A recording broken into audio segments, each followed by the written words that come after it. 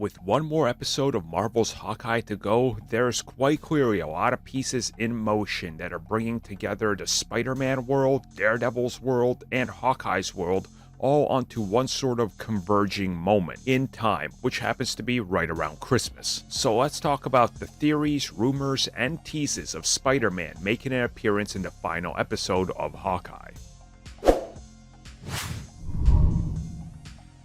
So by now, I think most of you quite clearly know that Spider-Man No Way Home ends and Peter Parker is on his own. He's doing his thing, he's fighting crime. People don't remember Peter Parker anymore, but they know Spider-Man. And Spidey gets on his phone, hears a bunch of commotion happening, and he starts swinging around. It's snow, and he passes by the Christmas tree, which we know is going to factor into Hawkeye and that final battle. Now, of course, in Spider-Man No Way Home, we saw Matt Murdock, Daredevil, make an appearance. Over with Hawkeye, we have the other side of that equation, which is, of course, Wilson Fisk, the Kingpin, being a major factor going forward, and specifically the guy behind the mystery plot in Hawkeye. Now that the final battle of Hawkeye is going to take place at the same Christmas tree with that same building that Spider-Man swings in front of, many people believe that literally the ending of Spider-Man No Way Home, when he swings by there, he's going to swing back because there's going to be a bunch of trouble happening right there underneath where he just swung by, because we're going to see Hawkeye and Kate Bishop, Hawkeye, all in that giant battle.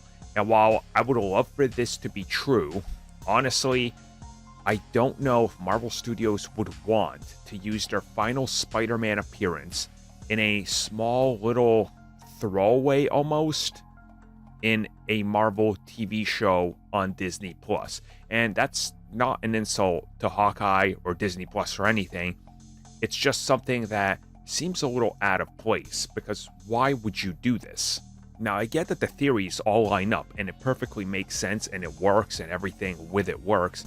To me, it just doesn't make sense to do it like this, where you could actually use Spider-Man's final appearance you have contracted for somewhere else, somewhere more impactful, instead of him literally just swinging by, throwing a couple punches or something, and then swinging away.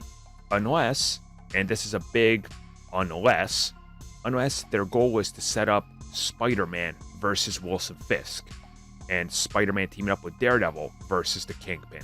And then in that instance, sure, he foils the Kingpin's plans, and then he gets on Kingpin's radar, and the next film takes a completely different turn for Spider-Man. That might be an option. In that case, in that way, I could see this working. But again, it seems like it's kind of pointless. I mean, that's just my opinion on this.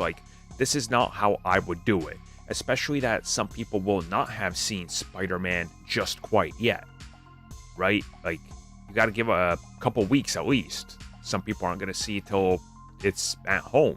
So it's going to be interesting to see what the marketing here is, and if it does happen. I personally don't believe it's going to happen. I understand why some people do. I understand it's been possibly teased, and they've said, well, you never know who could swing by and whatever. But realistically, I just do not see this.